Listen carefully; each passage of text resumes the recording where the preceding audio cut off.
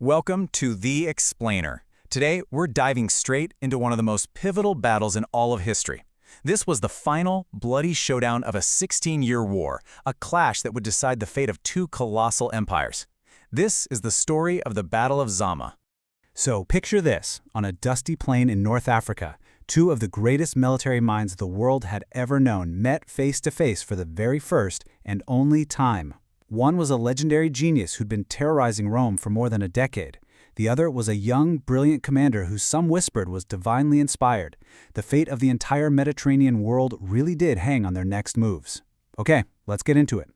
So here's how we're going to break it all down.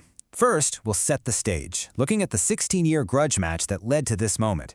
Then, we'll meet the two incredible commanders squaring off.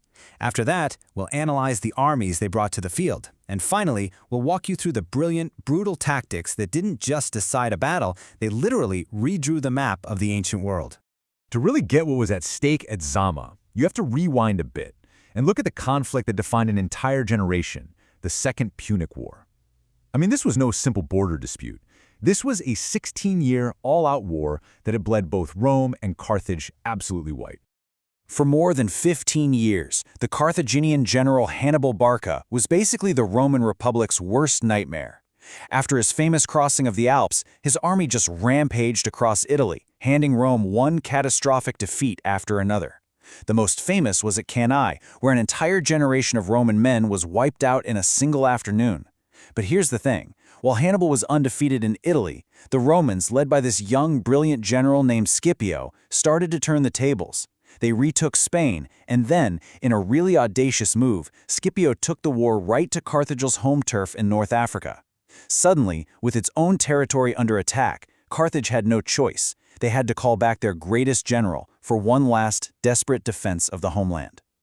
When you boil it all down, this epic battle really came down to the two men in charge. Each one was a legend in his own right. So let's meet the two titans at the very heart of this conflict. So on one side, you have Publius Cornelius Scipio. He was young, charismatic, and a survivor of that disaster at Cannae. So for many, he was Rome's avenger. He had single-handedly rebuilt Rome's fortunes in Spain, driving the Carthaginians out and really honing his tactical skills. And on the other side, Hannibal Barca, the thunderbolt. For 15 years, he'd been the undisputed master of the battlefield, a strategic visionary who had brought the mighty Roman Republic to its knees. Now the established genius was facing his ultimate tests against Rome's rising star. You know, Hannibal's return to Africa was, for him, a bitter pill to swallow. He actually said that he felt betrayed by the carping and envy of the politicians back in Carthage. He truly believed they denied him the reinforcements he needed to finish the job in Italy.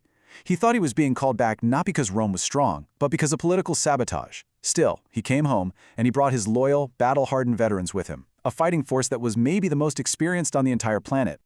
Scipio, on the other hand, was all about pure confidence. He knew this was the final act. Before the battle, he addressed his troops and laid out the stakes in the clearest possible terms. Win, and you won't just end this war, you will grant us undisputed lordship of the entire known world. For the Roman legionaries, many of whom were also veterans desperate to avenge Cannae, the choice was pretty clear. So what were these two generals working with? What kind of armies did they bring to the field?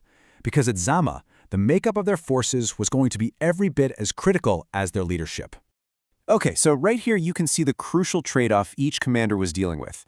Hannibal had the advantage in raw numbers, a lot more infantry, and this terrifying force of 80 war elephants. But Scipio had what he believed was the ace up his sleeve, a bigger, more experienced cavalry force thanks to his alliance with the Numidian king Massinissa. Now, in ancient warfare, if you had superior cavalry, you could totally dominate the battlefield, and Scipio was betting everything on that advantage. Scipio had seen war elephants in action before, and he came up with a brilliant plan to deal with them. Instead of the usual checkerboard formation, he lined up his infantry units, the maniples, in straight columns. This created these wide open lanes that ran all the way from the front of his army to the back. The idea was to basically funnel the charging elephants through these corridors, or they'd either just pass through harmlessly or get picked off from the sides instead of crashing into a solid wall of men. Hannibal also had a very specific and very deadly strategy in mind. He set up his infantry in three distinct lines. The first line was made up of mercenaries, Gauls, Ligurians, you name it. Behind them, he put a line of raw, inexperienced Carthaginian recruits. And then, way in the back, almost 200 meters behind the second line, were his elite veterans from the Italian campaign. This was his ace in the hole. They were a fresh, formidable reserve he planned to unleash only after the Romans had totally exhausted themselves fighting his first two lines. So in October of 202 BC, the time for planning was over. The two armies stared each other down across the plain. The fate of empires was about to be decided in a storm of bronze, iron, and blood. The battle began with the thunderous sound of Hannibal playing his trump card. On his command, 80 war elephants charged forward. These were living, breathing battering rams, designed to create pure terror and chaos, shattering the Roman lines before the infantry could even make contact. But Scipio was ready. As the elephants came thundering down, he ordered his buglers to sound a massive, coordinated blast. The noise completely terrified the animals. Some of them, totally panicked and out of control, veered wide and smashed right into Hannibal's own cavalry, throwing them into disarray. The rest charged straight ahead, but instead of hitting a wall of soldiers, they were funneled right into those corridors Scipio had created where they got pelted with javelins. Seizing on the chaos, Scipio's cavalry charged, shattered their Carthaginian counterparts, and chased them completely off the battlefield. For Hannibal, this first phase was an absolute disaster. So with the cavalry gone, the infantry lines crashed into each other. Hannibal's first line of mercenaries fought like lions, but they were eventually pushed back by the disciplined Romans.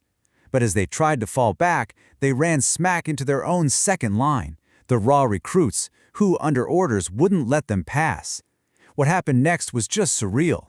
Hannibal's own troops started fighting each other, right there in the middle of the battle, as the Romans just kept pushing forward.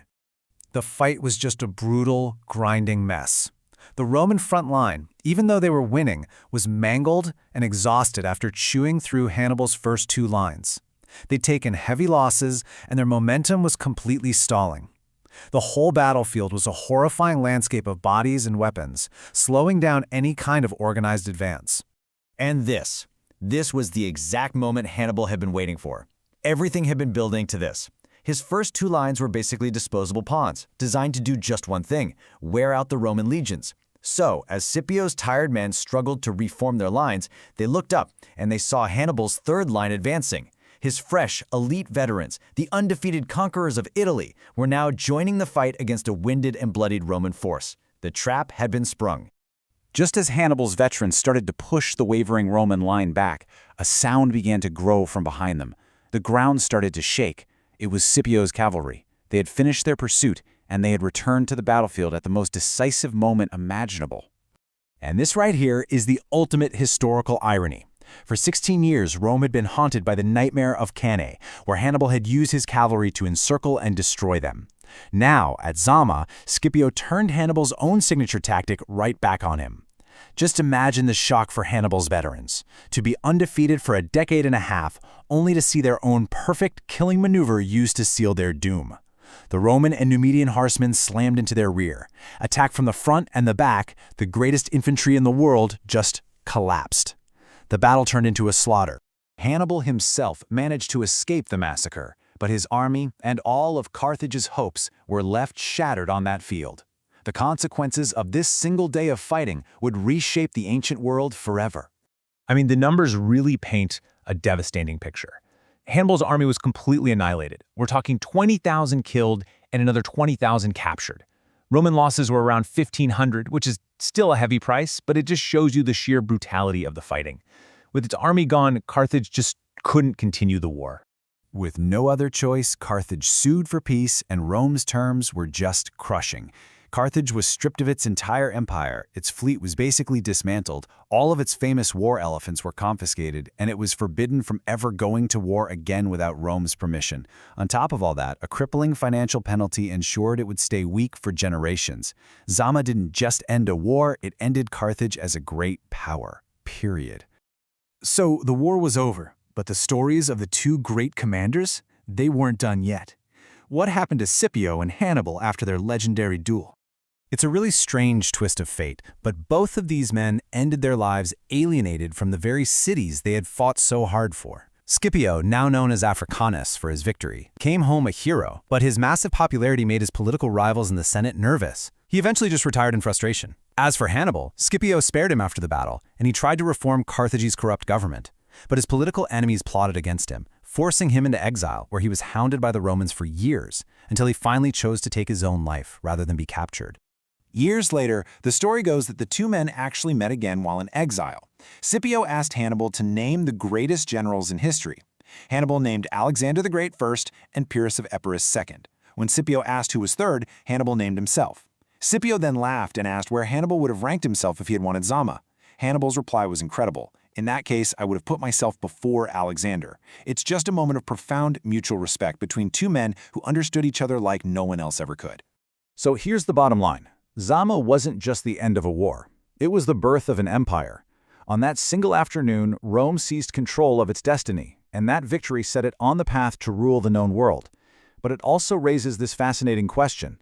We remember Scipio as the victor and Hannibal as the brilliant loser. But what if that cavalry had returned just 5 minutes later? Would we be living in a world shaped not by Roman law, but by Carthaginian trade? It's a powerful reminder that history doesn't just happen. It turns on specific moments. And Zama was one of the most important moments of all.